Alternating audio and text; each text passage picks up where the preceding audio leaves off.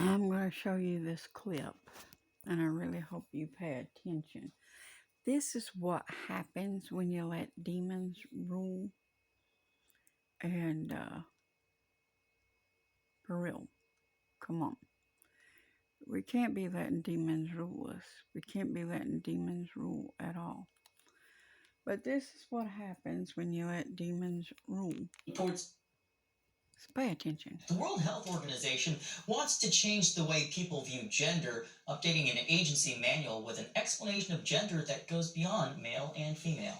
The WHO says in light of new scientific evidence, it's promoting what's called the Gender Mainstreaming Manual. It bypasses the traditional binary approach. And this is the health system that you all believe that God built. Keep that in mind.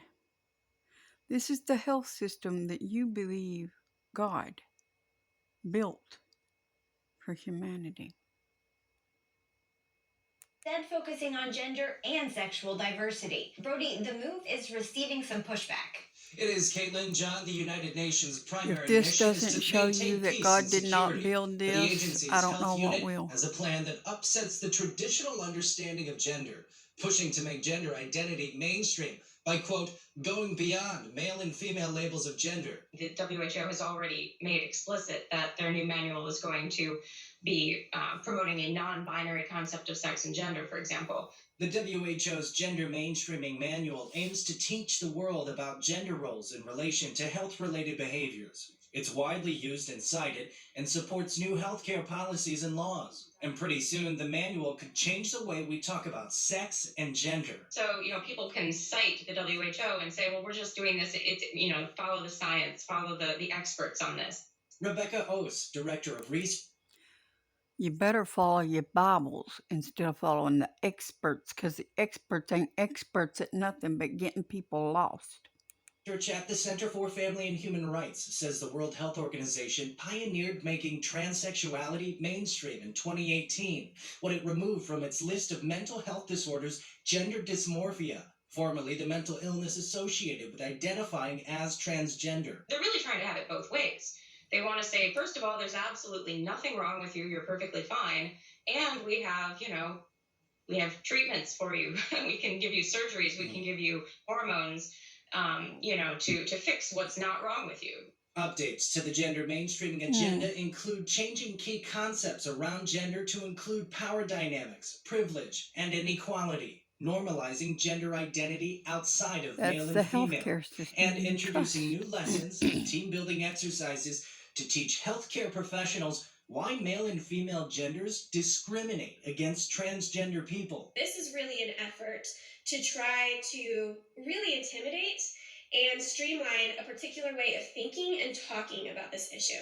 Nicole Hunt, Life Issues Analyst for Focus on the Family. Even culturally, we're seeing this pressure. For instance, just last week, the Merriam-Webster dictionary, online dictionary, announced that it was changing its definition of female to include anyone who has, quote, a gender identity that is opposite of male. They're trying to change a narrative about family, and it's something that Christians need to be prepared to defend. Rebecca and Nicole say the gender mainstreaming update is based on political wins, noting the World Health Organization's largest donor is the White House, allocating between $200 and $600 million every year. They warn this update to the manual could have legal consequences. And what we're going to see is we're going to start to see more of an acceptance of things that are anti-biblical, and that is going to influence the laws of this land and the way that our Constitution is interpreted. Being transgender is at odds with some. Now, I hope you understand. This is the healthcare system that you think God built. Devil's cunning. He knows how to slip things in on us. And it cometh as a snare upon the whole world. And I have to put this in order for my thing to stay up. So, no, I am not giving medical advice. As a prophet of God, I am giving spiritual advice. I do not give any medical advice.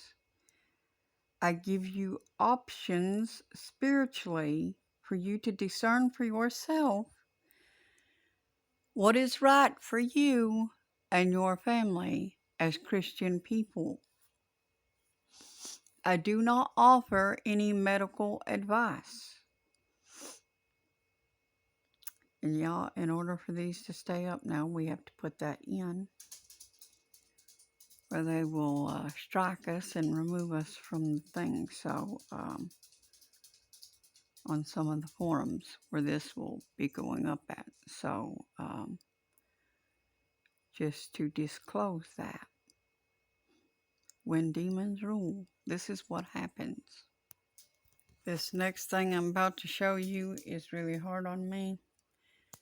So if I make comments in the background, overlook me because it makes me angry. If it doesn't make you angry, there's something clearly wrong with you, not me. Sexual immorality, wickedness, covetousness, maliciousness, full of envy, murder, Pay close attention what this pronoun-speaking person says. Backbiters, haters of God, violent, proud, boasters, inventors of evil things, disobedient to parents, undiscerning, untrustworthy, unloving, unforgiving, unmerciful, who knowing the righteous judgment of God, that those who practice such things are deserving of death, not only do the same, but also approve of those who practice them.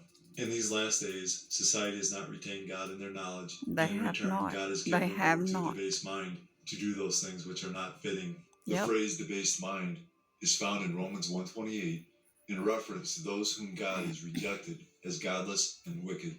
The Greek word translated debased is adokimos, which means unacceptable, that is, rejected, by implication, worthless.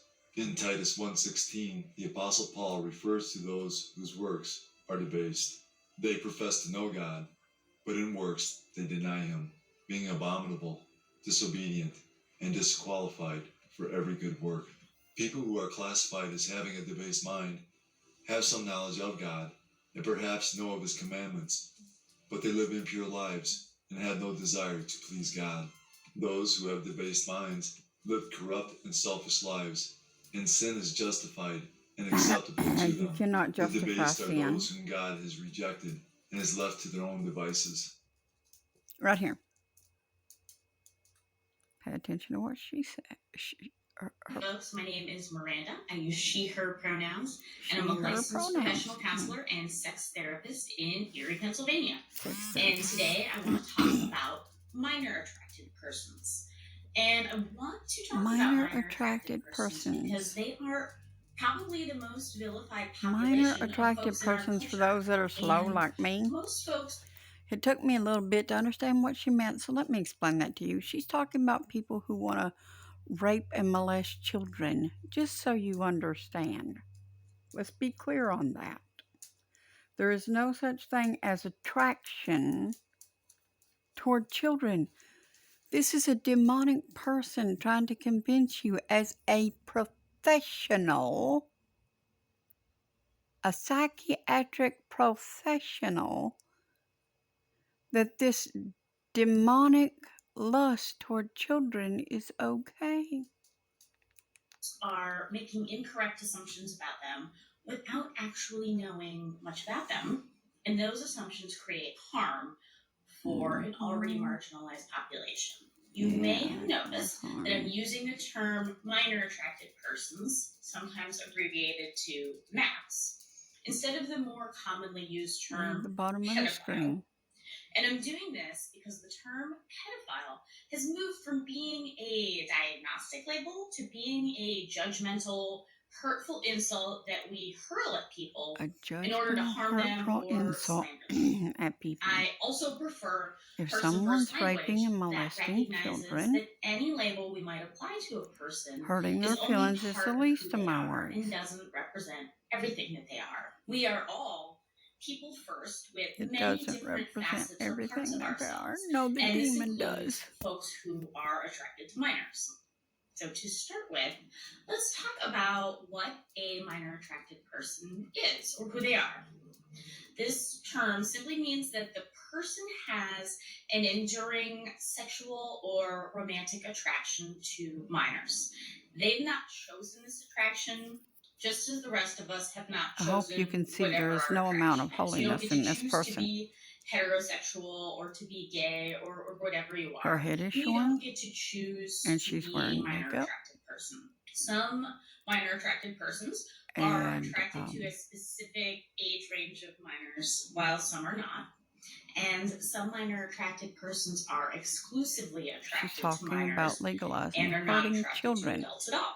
Some minor attracted persons are also attracted to adults. When the world crossed the line with gay marriage, those of us who are followers of Jesus Christ knew that sexual immorality would now progress into an anything goes mentality. After the gays got their right to marry, it wouldn't stop there. The pedophiles now want their sin legalized, and we are seeing a big... They now want their sin legalized. Pedophiles now want their sin legalized. Child molesters. Because the gays got their rights. Now they want theirs. What about the biblical rights? What about God's rights to have his children unharmed in this world? What about that? See, Christian people, what us sitting on our hands and zipping our lips has done? The little children are going to bear the brunt of it. They're the ones going to be hurt. They're the ones not being taught about God already. But now they're going to be raped and molested and it's going to be legalized? Oh, don't think it can't happen. This is Sodom, y'all. This is Sodom. Don't think it can't happen.